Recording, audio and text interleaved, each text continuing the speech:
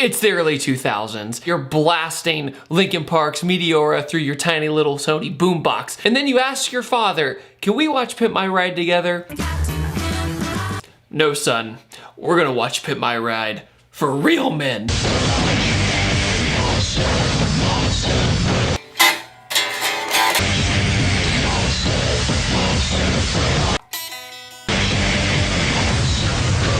The early 2000s was a breeding ground of corny car TV shows. I've actually covered a lot of Pimp My Ride episodes on this channel, seen what the trends were of things of that nature. However, there was another show that used a similar formula, but turned it all the way up to 11 and was targeted towards, well, your dad. Oh, I might get shanked.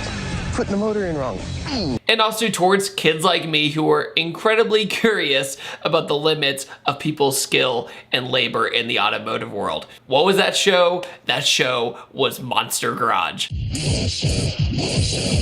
The premise of Monster Garage was taking Jesse James from West Coast Choppers, which, by the way, Brian is wearing a West Coast Choppers t-shirt in Too Fast, Too Furious. That's how big West Coast Choppers was at the time. You could also argue that this was the era of American Chopper and Discovery as well. But Jesse James would gather a team for 7 days of transforming a car into a monster mobile. And essentially, this would be taking the car and making it do something out of the ordinary. They even took a DeLorean and they tried to make a hovercraft, for example. The show Monster Garage was presented much better in the presentation of how much time they were taking to build these cars. See, Monster Garage, it really did feel like that they only had 7 days. They were very good at editing the pacing of this, and also they would, intro each day with 1, 2, 3, 4, 5, 6, 7. And they did it in really cool ways with cool transitions that were very,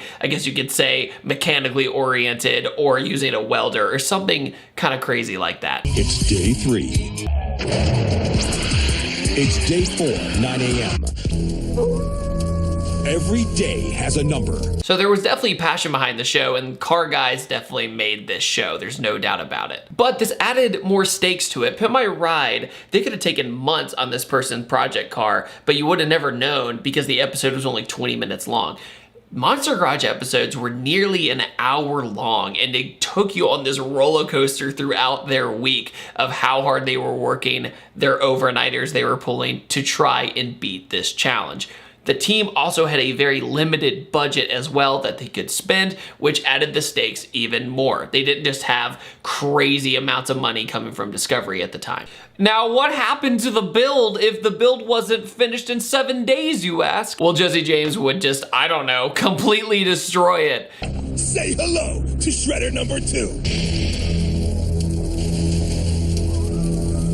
So you would root for the team to finish the project in order for it to work, but also you almost kind of rooted for the team to fail too in order to see how Jesse would destroy the project. It was heartbreaking though to see the team so upset, to see that all that work they did over the 7 days just disappear into thin air while Jesse James just didn't care at all. It didn't matter. The show had some of the corniest narration and dialogue of any TV show, and the tone of the show was very odd. It was off. One moment it would be like super serious and manly and testosterone. Join us now as Jesse and his gang of maverick mechanics rip, grind, and burn. The next moment would be kind of silly and over the top and corny. Folks, we are just minutes away from another Monster Garage challenge. Frankie, where The hell are we? Arizona swag. Hey! Somewhere out. It's definitely pretty cringy to watch nowadays. It's pretty hard to get through on some spots, but due to the sheer talent of the mechanics, it's respectable because you want to see what they're doing. I went through season 1 in particular, which got the show off the ground, but there was one episode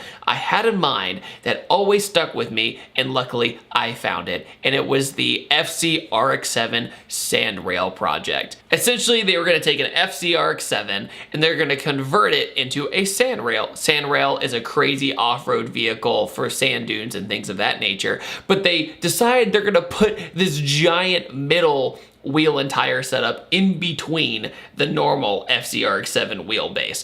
So when they design it on day 1, you're like, how the heck are they gonna do this in 7 days? And then they do it. Somehow they figure it out. And it's really fun to watch the team brainstorm and go through their problem-solving method. My ride really never went into depth of how they solved some problems. Monster Garage was really more relatable in that way with project cars. With you and I, there's always something wrong when you do an installation with a project car, and that was more relatable for normal people. The thing is about this sandrail is that there was miscommunication during the week, so they kept changing the design with one guy to another guy's vision, and therefore that collides. However, the sandrail design is super interesting because with the FC, they put nitrous on a naturally aspirated rotary. They didn't find a turbo car because I think they were just too scared to, blow that one up. So they found that one, they put a nitrous express kit on it, so it's probably making like 300 wheel horsepower to this big tire in the back, and they don't even know if it's gonna have enough horsepower to drive that thing. Then they take out all the weight they can because the convertibles are still pretty heavy, even though it's an old 90s car. The convertible FC was a heavy car for its day. One of the funniest things about the show though was that Jesse James just didn't care. He didn't care if the car was going to succeed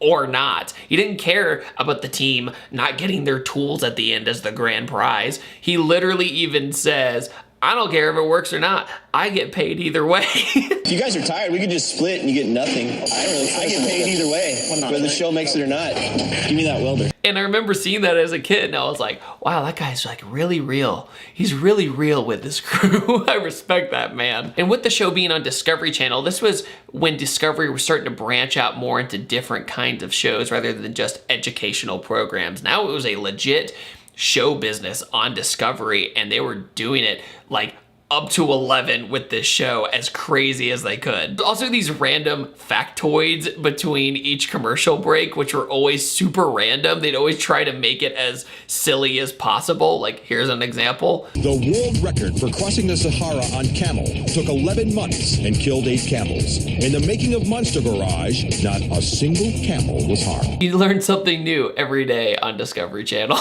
They also had profiles on each of the workers because they had a different crew every week other than Jesse James and maybe one other employee. They would have a profile of each worker, tell you all about them, what their backstory is, and how they got to Monster Garage. So that was always kind of cool too, even though the presentation is incredibly cringy. Also, one little touch I noticed even when I was a kid was that when somebody curses, they use sound effects that you would hear in a garage, like dropping a wrench or something. Instead of hearing somebody curse, it would sound like somebody was dropping a wrench in order to cover up that curse word. It was incredibly clever, instead of being the blatant beep all the time. Like I said before, Jesse James said whatever he wanted, completely unfiltered, and that was kind of refreshing for a TV show. It felt very unpolished in some aspects, and that's what got a lot of people to watch. There's this one comment that Jesse says when he puts the roll cage in the FC. He's like, dude, you could put a roll cage in a Nissan Sentra and it still makes it look like, oh man, he's got something serious. And to this day, it's still like a weird thing when you see a slow car with a roll cage in it, because you're like, oh man,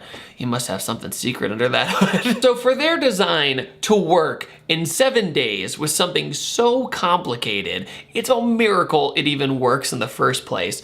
So they're in Long Beach and they throw it onto the beach and they try it out, and it doesn't perform that well on the beach. But then the cops show up, kick them off for not having a film permit because that's LA. True story. I've been kicked off some property for filming without a permit, and I almost got fined like $3 grand, so that was fun. I will have to say the RX-7 was a very cool idea. I know a lot of people watching this right now are probably screaming what they did to that car, because now it's almost like a retro car now. You know, it's a classic car now in the enthusiast community, and they just chop this thing up. Also, with the limited budget, if they get anything for free, there's this super annoying freebie sound effect they always play that lingers like just a little too long. Freebie. 0.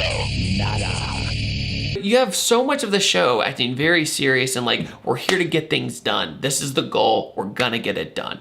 But then when you get to the actual challenge of the show, whether it's a drag race or whatever it is, in this case, it was the RX-7 actually racing against traditional sandrail vehicles, it's just totally goofy narration that seems super out of place. I think Jesse lost. I don't know, Frank. Let's wait till the dust clears. And then, after all of that, Jesse loses. So after all that, they go out to the desert, they drag race, Jesse loses, and then after that, you know the rules. If the project fails, Jesse destroys it. He doesn't just destroy it, he decimates this thing. It is completely gone. He takes a freaking minigun and just loads into it for minutes at a time. It's not like a 30-second, like, you know, it's all gone after that. They reload, and then they reload, and then they reload. That has to suck, you know, for the crew working on this vehicle. They put all that time into it, and then it was just gone. So Monster Garage, have you seen it? Have you checked it out? If you haven't, I highly recommend it if you want a really strong time capsule in the early 2000s, because, you know, it's the same era as Fast and Furious and Need for Speed Underground. Without shows like Pimp My Ride, Monster Garage, and video games and movies, you and I might not be car enthusiasts. Like, as hardcore as we are, maybe it's somewhere in our blood that we love car enthusiast stuff, but those shows really got me excited about project cars, and it really got me excited about, like, wow, I want to do something cool like Monster Garage did. Are you interested in seeing more episodes, talk about more episodes? Please let me know in the comment section below. I'm going to bring back the Pimp My Ride series as well. So now we'll have 2 shows to kind of compare and contrast. Thank you guys so much for watching. Make sure to check out PattersonCarCare.com if you'd like to get affordable premium detail supplies. It helps me out, it helps the community out, and it's really good stuff with our own formula. So make sure to check it out. I upload every Tuesday, Thursday, and Saturday, and I will see you guys next time, and have a wonderful day.